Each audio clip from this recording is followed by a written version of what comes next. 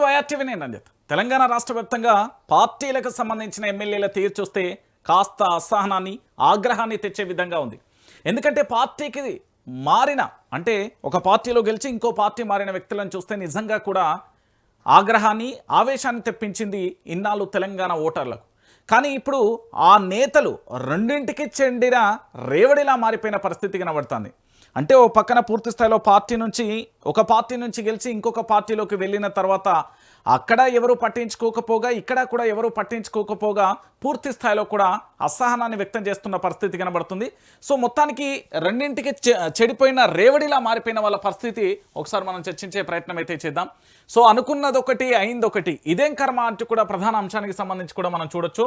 గందరగోళంలో ఫిరాయింపు ఎమ్మెల్యేలు అభివృద్ధి కోసమే పార్టీ మారినా పట్టించుకొని ప్రభుత్వ పెద్దలు రెండింటికి చెడ్డ రేవడిలా ఆ పార్టీకి సంబంధించిన ఎమ్మెల్యేల పరిస్థితి అంటూ కూడా ఇక్కడ మనం చూస్తున్నాం. సో పార్టీ మారిన ఫలితం దక్కపాయ అంటూ కూడా ప్రధానమైన అంశాన్ని చూడొచ్చు. సో తెలంగాణలో కాంగ్రెస్ అధికారంలోకి వచ్చిన తర్వాత 10 మంది ఎమ్మెల్యేలు బీఆర్ఎస్ పార్టీ నుంచి ఫిరాయించిన అంశం రాష్ట్ర వ్యాప్తంగా చర్చనీయాంశంగానే కొనసాగింది.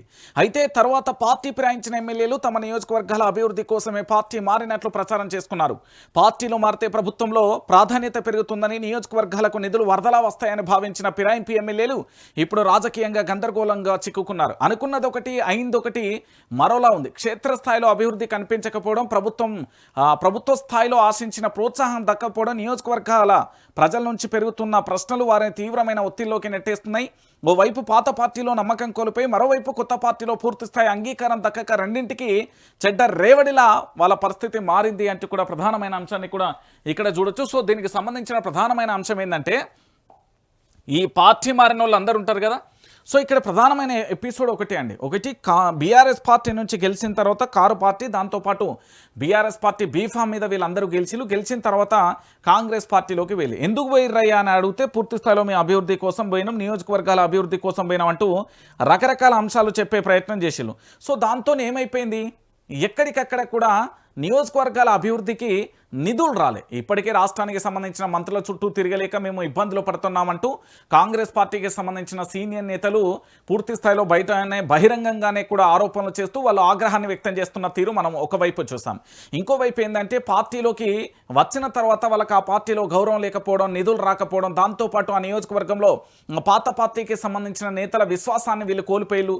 ఎందుకంటే వాళ్ళ కార్యకర్తలు వీళ్ళని పట్టించుకునే పరిస్థితి లేదు, లేదా కొత్త పార్టీకి వెళ్ళిన తర్వాత పూర్తి స్థాయిలో అంగీకారం దొరికిందా అంటే అక్కడ కూడా దొరకని పరిస్థితి. సో రెండింటికి చెడిన రేవడిలా వీళ్ళ పరిస్థితి గందరగోళంగా మారిపోయింది. ఇక ఏమి చేయాలో అర్థం కాక దిక్కుతోచని పరిస్థితిలో ఉన్నారు. ఏ దిక్కు చూసినా కూడా వీళ్ళకు చీకటిలా కనిపిస్తున్న పరిస్థితి కనబడుతుంది. అందుకే పెద్దలు ఒక మాట చెప్తారు. ఏమని మాట అంటే, తెలంగాణ రాష్ట్ర వ్యాప్తంగా ఇది అందరికీ తెలిసిన విషయమే. కూట్లో రాయిది అన్నాడు, ఏట్లో రాయిది ఇస్తాడా అంటే, పూర్తి స్థాయిలో గెలిచిన పార్టీలో ఏదో అభివృద్ధో లేకపోతే ఆ పార్టీని పట్టుకొని నమ్ముకొని ఉంటారంటే లేదు మేము అధికారంలో ఉన్నాం, ఏదో చేస్తాం, ఏదో చేయబోతాం అంటూ పోయి ఆఖరికి బొక్కబొర్ల పడ్డ విషయం అందరికీ తెలిసిందే. ఇక దీంతో తెలంగాణ ప్రాంతానికి సంబంధించిన ఓటర్ల విశ్వాసాన్ని కూడా కోల్పోవడంతో ఆఖరికి ఏం చేయాలో కూడా అర్థం కాని పరిస్థితులలో ఫిరాయింపు ఎమ్మెల్యేలు ఉన్నారు అనేది తెలంగాణ రాష్ట్ర వ్యాప్తంగా కూడా చర్చనీయాంశంగా మారుతుంది. సో వీళ్ళకి సంబంధించిన పరిస్థితి అయిపోయిందనే విషయం మనందరికీ తెలిసిన విషయమే. ఇక దాంతో పాటుగా ఇంకొక అంశాన్ని కూడా చూసే ప్రయత్నం చేద్దాం. సో మొత్తానికి రైతుల భూములను లాక్కోవద్దు, వికారాబాద్ జిల్లాలో రాపోలు రైతులకు మద్దతుగా కవిత మెరుపు ధర్నా, గరీబ్ నగర్ నుంచి ఆర్టీఓ ఆఫీస్ వరకు రైతులు భారీ ర్యాలీ, పోలీసుల లాఠీచార్జ్, కవిత డీఎస్పీ అధ్యక్షుడు విశారదన్ అరెస్ట్ అంటూ కూడా ఇక్కడ ఒక ప్రధానమైన అంశాన్ని చూసాం. సో ఇది కొడంగల్కు సంబంధించిన నియోజకవర్గంలో రాష్ట్రంలో ఏ నియోజకవర్గానికి రాని నిధులు అక్కడికి వస్తున్న పరిస్థితి. ఇప్పటికే తెలంగాణ రాష్ట్ర ముఖ్యమంత్రి యనుమల రేవంత్ రెడ్డి గారు రాష్ట్ర వ్యాప్తంగా కూడా చాలా చోట్ల జరిగిన పరిణామాలు మనం చూసాం. ఏంటి అంటే, ఎక్కడ చూసినా కూడా ఒకటే అంశం కనబడ్డది, అది అందరికీ తెలిసిన విషయమే. ప్రభుత్వానికి సంబంధించిన భూములు, అసైన్డ్ భూములను లాక్కునే ప్రయత్నం చేస్తున్నారు. ఇందిరాగాంధీ ప్రభుత్వంలో ఇచ్చిన భూములను కూడా లాక్కునే ప్రయత్నం చేస్తున్నారు. మొట్టమొదటిసారిగా లగచర్లకు సంబంధించిన ఎపిసోడ్ చూసాం. ఆ తర్వాత ఫ్యూచర్ సిటీ అన్నారు, తర్వాత ఇండస్ట్రియల్ పార్క్ అన్నారు, దాని తర్వాత ఇంకో పేరు పెట్టిళ్ళు ఆఖరికి ఎక్కడ చింపిన గొంగడి అక్కడే అయిపోయిన పరిస్థితి కనబడింది. ఇప్పుడు ఏం చేసిళ్ళు, వికారాబాద్కు సంబంధించి ఏది పరిగికి సంబంధించిన దగ్గరలోని అటు రాపోలు కానీ దాంతోపాటు ఇంకొక గ్రామానికి సంబంధించి పూర్తి స్థాయిలో అక్కడ పూర్తిగా కూడా దాదాపుగా 1200 ఎకరాలు 1352 ఎకరాలు అనుకుంటా బహుశా పూర్తి స్థాయిలో వాటిని లాక్కునే ప్రయత్నం చేస్తారు. అక్కడికి మనం గ్రౌండ్ రిపోర్ట్ కూడా వెళ్ళిన పరిస్థితి కనబడుతుంది. అంటే వైఆర్టీవీ పూర్తి స్థాయిలో అక్కడికి వెళ్ళిన పరిస్థితి మనందరికీ కూడా అయితే చూసాం. వాస్తవాలు అందరికీ కూడా తెలిసిన విషయమే. ఏం జరిగింది, ఎలా జరిగింది అనే విషయానికి సంబంధించి కూడా మనం చూసాం. సో ఈ గ్రాములకు ఆల్రెడీ లగచర్లకు సంబంధించి బూట్ల శబ్దాలతోని, అర్ధరాత్రి అరెస్టులతోని, దాంతోపాటు లాఠీ చార్జీలతోని భయంకరమైన బీభత్సాన్ని సృష్టించిలు ఆ పోలీసు వ్యవస్థకు సంబంధించి. దాని తర్వాత జరిగిన ఎపిసోడ్ ఏంటి అంటే, దాని తర్వాత లగచర్ల ఎపిసోడ్ అయిపోయాక ఖమ్మం జిల్లాకు సంబంధించిన వెలుగుమట్ల చూసాం. అక్కడ కూడా పూర్తి స్థాయిలో భూములను లాక్కునే ప్రక్రియలో ఇండ్లన్నీ కూలగొచ్చిన పరిస్థితి అక్కడ చూసాం. దానితో పాటు ఇంకెక్కడ చూసినాం, మీ అందరికీ తెలుసు హైదరాబాద్ మహానగరంలో హైడ్రా పేరుతోని బీభత్సం ఎట్లా సృష్టిస్తుందో అందరం కూడా చూసిన పరిస్థితి కనబడుతుంది. ఇక ఇవన్నీ చూసిన తర్వాత ఏమైపోయింది అంటే, మరో పక్కన కూడా తన సొంత జిల్లాకు సంబంధించి మళ్ళా ముఖ్యమంత్రి గారి సొంత జిల్లాకు సంబంధించి భారీ వ్యతిరేకత రావడం, కాంగ్రెస్ పార్టీకి ఇప్పటి నుంచే పూర్తి స్థాయిలో ఇబ్బందికరమైన పరిస్థితి కనబడింది.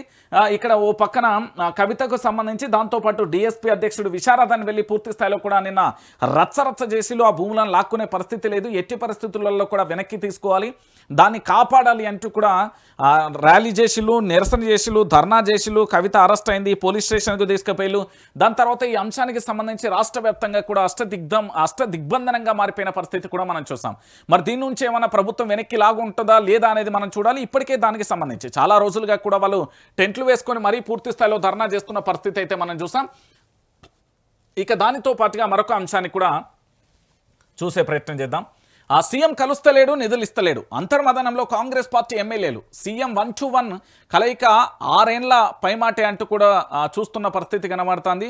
మంత్రులలో కొందరికే స్వామి దర్శనం, నిధులేక నియోజకవర్గాలలో శాసనసభ్యులు విలవిల.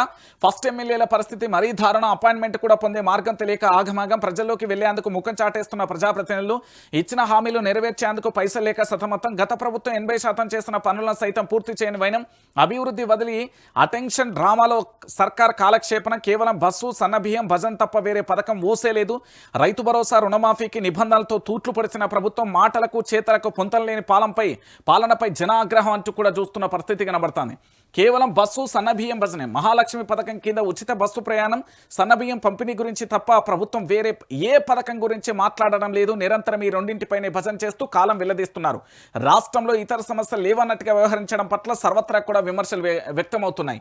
ముఖ్యమంత్రికి తమ కష్టాలు మొరపెట్టుకునేందుకు దర్శనం దొరకలేదు. ఊళ్ళల్లో పనులు చేసుకుందామంటే నిధులు లేవు. సీఎం అపాయింట్మెంట్ కోసం వెళ్తే 6 నెలలుగా కూడా వేచి ఉన్నా కూడా అధికార పార్టీ ఎమ్మెల్యేల పరిస్థితి ఇప్పుడు ముందు నొయ్యి వెనక గొయ్యిలా మారింది. అధినేతను కలిసే దారి తెలియక కొత్త ఎమ్మెల్యేలు ఆగమవుతుంటే, నియోజకవర్గాలలో నిధులు లేక పనులు ఆగిపోతుండడంతో ప్రజాప్రతినిధులు జనం ముందుకు వెళ్ళలేక ముఖం చాడేస్తున్నారు. ఇక గత ప్రభుత్వం దాదాపు పూర్తి చేసిన పనులను సైతం పట్టించుకోకుండా కేవలం ఉచిత బస్సు, సన్నబియ్యం వంటి పథకాల ప్రచారంతో కాలక్షేపం చేస్తున్న సర్కార్ తీరుపై క్షేత్రస్థాయిలో విమర్శలు వస్తున్నాయి. రైతు భరోసా, రుణమాఫీ కొర్రీలు పెడుతూ మాటలకు చేతలకు పొంతం లేకుండా సాగుతున్న ఈ పాలనపై జనాగ్రహం మండిపడుతూనే ఉంది. సొంత పార్టీ ఎమ్మెల్యేలే అంతర్మదంలో కొట్టుమిట్టాడుతున్న పరిస్థితి కనబడుతుంది. సో ఇక్కడ మనందరం కూడా చూడాల్సిన విషయం ఏంటంటే, ముఖ్యమంత్రి ఎవరిని కలుస్తలేడు. గతంలో కేసీఆర్ ప్రభుత్వం ఉన్నప్పుడు ఏం చేసేదంటే, ప్రగతి భవన్లో కేసీఆర్ ఎవరిని కలుస్తలేడు, కేవలం ఫామ్ హౌస్కే పరిమితమైంది చెప్తే, ఈ రోజులలో రేవంత్ రెడ్డి ఏమైపోయిందంటే వాళ్ళ యొక్క జూబ్లీ హిల్స్ ప్యాలెస్కే పరిమితం అయిపోయింది. ఎవరిని కూడా కలిసే పరిస్థితి లేదు. ఎవరికి కూడా కనీసం వాళ్ళ నియోజకవర్గ సమస్యలు చెప్పుకుందామన్నా దొరకడు, లేదా మంత్రుల సమస్యలు చెప్దామనుకున్నా దొరకడు, లేదా కొత్త ఎమ్మెల్యేలకు సంబంధించి వాళ్ళకి పలానా అవసరాలు ఉన్నాయి, పలానా అభివృద్ధికి సంబంధించి కావాలి, వాళ్ళకి సంబంధించి పరిపాలన తెలియదు, కొత్త ఎమ్మెల్యేలకు దిక్సూచి చేసే ప్రయత్నం లేదు. రాష్ట్రంలో పూర్తి స్థాయిలో కూడా 6 గ్యారంటీల ఊసే లేదు, 13 అంశాల జాడే లేదు. 420 హామీలకు సంబంధించి హామీలుగానే మిగిలిపోయిన పరిస్థితి కనబడుతుంది. సో మొత్తానికి ఈయన కుర్చీ కాపాడుకోవడానికే శతవిధాల ప్రయత్నం చేస్తున్న పరిస్థితి కనబడుతుంది. నన్ను చెప్పాలంటే ఒక నియంత పాలనకు కేర్ ఆఫ్ అడ్రస్ గా రేవంత్ రెడ్డి మారిపోయిన పరిస్థితి కనబడుతుంది. ఏ దిక్కు చూసినా ఇక్కడ చూసినా కూడా రేవంత్ రెడ్డికి సంబంధించి చాలా స్పష్టంగా కనబడే అంశం ఒకటే, ఈయన చేసేది లేదు, చేయనిచ్చేది లేదు. సో పూర్తి స్థాయిలో ఈయన గద్దె దింపే ప్రోగ్రాం పెట్టుకుంటే తప్ప తెలంగాణ అభివృద్ధి ఎంత మేరకు అవుతుంది, ఎట్లయితుంది అనేది మనం వేచి చూడాలి. సో రేవంత్ రెడ్డిని ఎప్పుడు గద్దె దింపుతామా, ఎట్లా దింపితే బాగుంటుంది అనే ఆలోచనలే ఉండుర్రి. ఎందుకంటే రోజులు గడుస్తున్నాయి, నెలలు అయిపోతున్నాయి, తర్వాత సంవత్సరాలు కూడా అయిపోతున్నాయి, కానీ పథకాల ఊసు లేదు, అభివృద్ధి ఆశ లేదు. దాంతోపాటు ఎక్కడికక్కడ ఆగమైపోతున్న పరిస్థితి కనబడుతుంది. తెలంగాణ కుక్కలు చంపిన విస్తారక అవుతుంది. సో ఇలాంటి పరిస్థితులలో ఇలాంటి వ్యక్తిని ఇంకా మనం నెత్తిన పెట్టుకొని ఊరేగితే మనం పూర్తి స్థాయిలో కూడా సర్వనాశనం అయిపోయిన పరిస్థితి అయితే కనబడుతుంది. కాబట్టి ఈయన అపాయింట్మెంట్ ఇవ్వనప్పుడు ముఖ్యమంత్రి ఎందుకు, ముఖ్యమంత్రి పదవి ఎందుకు, దాంతోపాటు మంత్రులను గలవాడు, ఎమ్మెల్యేలను గలవాడు, ఎవరిని గెలవనప్పుడు ఎందుకు, నిధులకు పూర్తి స్థాయిలో కూడా నిధులు ఇవ్వనప్పుడు ముఖ్యమంత్రి స్థాయిలో ఉండి ఎందుకు అనేది ఒకసారి తెలంగాణ సమాజం మొత్తం కూడా ఆలోచించాల్సిన విషయం. సో ఇలాంటి ముఖ్యమంత్రి మనకు అవసరమా అనేది కూడా ఒకసారి తెలంగాణ సమాజం మొత్తం కూడా ఆలోచించుర్రి. దయచేసి నేను చెప్పే అంశం ఒకటే, ఇలాంటైనే పూర్తి స్థాయిలో మనకు అవసరం లేదు అంటూ కూడా చూడాల్సిన పరిస్థితి అయితే కనబడుతుంది. ఇక దాంతోపాటుగా మరొక అంశం, Congress party Revanth private limited company Revanth రెడ్డిపై కాంగ్రెస్ పట్టుకోల్పోయింది. ఎమ్మెల్యేలకు కనీసం అపాయింట్మెంట్ కూడా ఇవ్వరు. కేసీఆర్ నా వయస్సును గౌరవిస్తారు, అన్నా అని పిలుస్తారు, నేను బీఆర్ఎస్లో చేరడం అనేది ప్రజల ఆకాంక్ష అంటూ మాజీ మంత్రి జీవన్ రెడ్డికి సంబంధించి చెప్పిన పరిస్థితి కనబడుతుంది. ఇక్కడ ఒక అంశాన్ని చూడాల్సిన అంశం ఏంటంటే, రేవంత్ రెడ్డికి సంబంధించి పూర్తి స్థాయిలో కూడా రాష్ట్రాన్ని తన గ్రిప్పులోకి అయితే తెచ్చుకోలే. ప్రజలు తన వైపు లేదు, కేవలం రేవంత్ రెడ్డి వైపు ఉన్నది. రేవంత్ రెడ్డికి సంబంధించి అధికారంలో ఉన్నాడు కాబట్టి ముఖ్యమంత్రి సీటు ఏంది, ప్రభుత్వానికి సంబంధించిన అన్ని శాఖలు కూడా ఆయనకు అనుగుణంగా లేదు. చాలా శాఖలకు సంబంధించిన రిపోర్ట్ కూడా నా దగ్గర ఉన్నది. అన్నింటినీ కూడా బయట పెడదాం, తొందర ఎందుకు, అన్నింటినీ కూడా చూసే ప్రయత్నం చేద్దాం. ఎందుకంటే కళ్ళు మూసుకొని పిల్లి పాలు అయినట్టుగా ఈయన పరిపాలన కొనసాగుతుంది. అన్నీ జరుగుతున్నాయి. వీళ్ళ భూముల కబ్జాలకు సంబంధించి కావచ్చు, వీళ్ళ వసూళ్లకు సంబంధించి కావచ్చు, వీళ్ళ ఏంది అంటే దోపిడీకి సంబంధించి, దౌర్జన్యాలకు సంబంధించి అన్నీ బయటపడతాయి. ఎందుకంటే పూర్తి స్థాయిలో కాంగ్రెస్ పార్టీ అనతి కాలంలోనే అధికారంలోకి వచ్చిన తర్వాత కొంతమంది ఆస్తులు గణనీయంగా కూడా పెరిగిపోయిన పరిస్థితి కనబడుతుంది. కాబట్టి ఖచ్చితంగా కూడా దీని మీద మనం గట్టిగా కూడా పోరాడాల్సిన అవసరం ఉంది. జీవన్ రెడ్డి లాంటి వ్యక్తి 4 దశాబ్దాలుగా కాంగ్రెస్ పార్టీ కోసం పోరాటం చేసిన వ్యక్తికే కాంగ్రెస్ పార్టీలో గౌరవం దిక్కుముక్కు లేదు. అలాంటి వ్యక్తి బీఆర్ఎస్ పార్టీలో జాయిన్ అవుతున్నాడు. మరి అలాంటప్పుడు కాంగ్రెస్ పార్టీ నుంచి బయటికి రావాల్సింది చాలా మంది నేతలు ఉన్నారు. మీరు అందరూ కూడా ఆలోచించుకోరు, ఎంత తొందరగా బయటకు వస్తే మీకు అంత తొందరగా కూడా న్యాయం జరుగుతుంది, లేకపోతే ఎక్కడ వేసిన గొంగడి అక్కడే అయిపోతుంది. కాబట్టి తెలంగాణ సమాజం వ్యాప్తంగా ఉన్న వాళ్ళందరూ కూడా ఆలోచించుకోరి, కాంగ్రెస్ పార్టీ కార్యకర్తలు కూడా ఆలోచించుకోరి. మా అయ్య కాంగ్రెస్, మా తాత కాంగ్రెస్, వాళ్ళయ్య కాంగ్రెస్, వాళ్ళ తాత కాంగ్రెస్ అనేది ఇలాంటి మూఢో నమ్మకాలు పక్కన పెట్టి ఏది అభివృద్ధి జరుగుతుంది, ఏం కథ అనేది ఆలోచించే ప్రోగ్రామ్ను ముంగటేసుకోరు తప్ప మరొకటి లేదు. ఇక దాంతోపాటుగా మావోయిస్టులకు సంబంధించి ఆపరేషన్ ఖగార్ పూర్తయిపోయింది. అయినప్పటికీ కూడా చాలామంది మావోయిస్టులు ప్రజాక్షేత్రంలోకి రాలే. కొంతమంది ఇంకా అడవులలో ఉన్న పరిస్థితి అయితే కనబడుతుంది. రూపీకి తుది వీడ్కోలు, ధర్మారంలో ముగిసిన మావోయిస్టు నేత అంత్యక్రియలు, భారీగా హాజరైన విప్లవ సంఘాలు, పౌర హక్కుల నేతలు. దేశంలో నక్సల్స్ ప్రభావిత జిల్లాలో 0 కేంద్రం. జార్ఖండ్లో ఎన్కౌంటర్. ఛత్తీస్గఢ్ రాష్ట్రం కాంక్రేర్ జిల్లాలో జరిగిన ఎన్కౌంటర్లో మృతి చెందిన మహిళా మావోయిస్టు నేత రంగబోయిన భాగ్య అలియాస్ రూపీ అంత్యక్రియలు ఆమె స్వగ్రామంలో కూడా పూర్తయిపోయిన పరిస్థితి అయితే కనబడతాను. నేనేమంటున్నా అంటే, మావోయిస్టులకు సంబంధించి ప్రజాక్షేత్రంలోకి వస్తే మంచిది. ఎందుకంటే ఇప్పుడున్న పరిస్థితులలో ఎక్కడ చూసినా, ఏ దిక్కు చూసినా కూడా ఒకటే కనబడుతుంది. ఓ పక్కన కేంద్రానికి సంబంధించి ప్రైవేట్ కంపెనీలకు దారాదత్తం అడవులను చేస్తున్న పరిస్థితి, గనులకు దానికి సంబంధించి కేటాయింపులు జరుగుతున్నాయి. ఇంకో పక్కన ఎన్కౌంటర్లు కొనసాగుతున్నాయి. ఇప్పుడు పూర్తి స్థాయిలో ఎన్కౌంటర్ కాదు, పూర్తి స్థాయిలో మీరు ప్రజాక్షేత్రంలోకి రండి, ప్రజల పక్షాన పోరాటం చేయండి, ప్రజల హక్కుల కోసం పోరాటం చేయండి.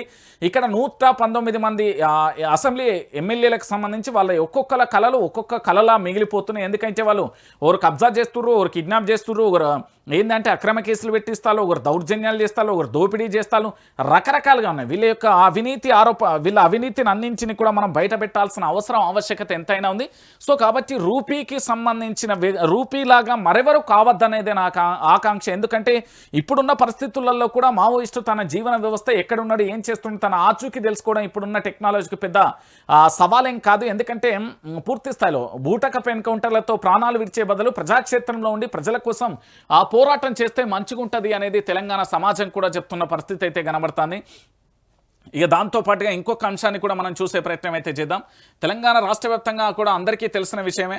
సో పూర్తి స్థాయిలో కూడా ఆర్టీసీకి సంబంధించి నిర్విరామానికి ఏంటంటే పూర్తి స్థాయిలో కుట్రలు జరుగుతున్నాయి. హక్కుల సాధన కోసం రోడ్లెక్కి కొట్లాడుతున్న కార్మికులు ఒకవైపు మీట్లతో హోరెత్తుతున్న జేఏసీ నేతలు, మరోవైపు జేఏసీలో లేని సంఘాల నేతల భేటీ, 3 రోజులలో నిర్ణయం చెప్తామంట నేతలు, అన్ని సంఘాలు సమ్మెకు కలిసి రావాలంటున్న కార్మికులు అంటూ కూడా చెప్తున్న పరిస్థితి కనబడుతుంది. నేను ఆర్టీసీకి సంబంధించిన ఎపిసోడ్ గతంలో చెప్పినా ఇప్పుడు చెప్తున్నా. ఆర్టీసీకి సంబంధించి 30 నుంచి 40 వేలు ఉన్న కార్మికులు ఒక్కొక్కరుగా కూడా వాళ్ళు రిటైర్ అయిపోతున్నారు. దానికి సంబంధించి 18,000 వరకు వాళ్ళ యొక్క సంఖ్య కూడా పడిపోయింది. దాంతోపాటు ప్రభుత్వానికి సంబంధించి ఆర్టీసీని ప్రభుత్వంలో విలీనం చేస్తామని కేసీఆర్ ప్రభుత్వం ఉన్నప్పుడు అప్పుడు పూర్తి స్థాయిలో బిల్లును పాస్ చేస్తే అప్పుడున్న గవర్నర్ సౌందర్య రాజన్కి సంబంధించి పూర్తి స్థాయిలో గొడ్డలి పెట్టిగా మారిపోయిన పరిస్థితి కనబడింది. ఆ తర్వాత దాన్ని మీ కాంగ్రెస్ పార్టీ కూడా అదే హామీని అమలు చేస్తామని చెప్పింది. ఇప్పటి వరకు లేదు. ఎలక్ట్రిక్ బస్సులు లేదా ఈవీ బస్సుల పేరుతోని పూర్తి స్థాయిలో ప్రైవేట్ కంపెనీ చేత కొనుగోలు చేయించి దానిని ప్రజా రవాణాకు ఉపయోగించే అవకాశం ఉంటుంది. దానివల్ల పూర్తి స్థాయిలో దానికి సంబంధించిన డ్రైవర్ కానీ కండక్టర్ కానీ ప్రైవేట్ కంపెనీలకు సంబంధించి పెట్టుకునే అవకాశం ఉంటుంది. ఆర్టీసీ ఫ్రీ పేరుతోని ఇప్పటికే 2,000 కోట్ల రూపాయల వరకు బకాయి ఉన్న పరిస్థితి కనబడుతుంది. మరో 350 కోట్ల రూపాయలు నెల కూడా ఖర్చు అయిపోతున్న పరిస్థితి. ఇలాంటి పరిస్థితులలో ఆర్టీసీని పూర్తి స్థాయిలో ప్రైవేట్ పరం చేయడానికి ఒక కుట్రలు కుతంత్రాలు అయితే జరుగుతున్నాయి. సో ఈ విధంగా పూర్తిగా కొనసాగితే ప్రశ్నార్థకంగా మారే పరిస్థితి ఉంటుంది. గతంలో ఎర్ర బస్సు పచ్చ బస్సు అని మనం మాట్లాడుకున్న తీరు ఇప్పుడు భవిష్యత్తులో కూడా ఇక ఆ బస్సులు కనుమరుగైపోయే పరిస్థితి కనబడుతుంది. ఎందుకంటే పూర్తి స్థాయిలో ప్రభుత్వం కుట్రలో భాగంగానే చేస్తున్నది. ఎందుకంటే ఆర్టీసీ ఆస్తులు బ్రహ్మాండంగా ఉన్నాయి. ఒక రాష్ట్రాన్ని సాదే ఆస్తులు, ఈ ఆస్తులు అన్నింటినీ కూడా కబ్జా పెట్టే ప్రయత్నం జరుగుతుంది. ప్రైవేట్లకు అప్పగించే ప్రయత్నం జరుగుతుంది.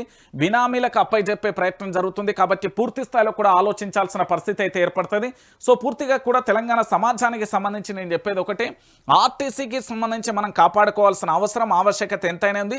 దయచేసి తెలంగాణ సమాజానికి నేను చెప్పేది ఒకటే, ఆర్టీసీకి సంబంధించి ఈ సమ్మె ఏదైతే ఉందో దాన్ని పూర్తి స్థాయిలో కూడా విజయవంతం చేయాలి. ఎందుకంటే రాష్ట్ర వ్యాప్తంగా ఉన్న ప్రతి ఒక్కరు కూడా ఆర్టీసీని కాపాడుకోవాల్సిన మన బాధ్యత ఉంటుంది. ఎందుకంటే రాష్ట్రంలో ప్రతి ఒక్కరు కూడా ఈ ఆర్టీసీని కాపాడుకోలేకపోతే భవిష్యత్తులో కూడా దీన్ని మనం ఆర్టీసీ ఒకటి ఉండే అనే ప్రశ్న ఉత్పన్నమైపోయే పరిస్థితి కనబడుతుంది. కాబట్టి తెలంగాణ సమాజం మొత్తం కూడా ఆలోచించండి. రాష్ట్రంలో జరుగుతున్న పరిస్థితులు అన్నింటినీ కూడా ఆలోచించండి. దయచేసి ఇక్కడ జరుగుతున్న ప్రతి అంశాన్ని కూడా పోరాటానికి నాంది పలకండి. ఎందుకంటే రాష్ట్రంలో ప్రతిదీ కూడా ప్రైవేట్ పరం చేస్తూ భూములను జాగాలను కూడా అన్నింటినీ కుల్లగొట్టే ప్రయత్నం జరుగుతుంది. కాబట్టి ఈ ప్రభుత్వాన్ని ఎంత తొందరగా గద్దె దింపితే అంత మనశ్శాంతి అనేది ఒకసారి ఆలోచించండి.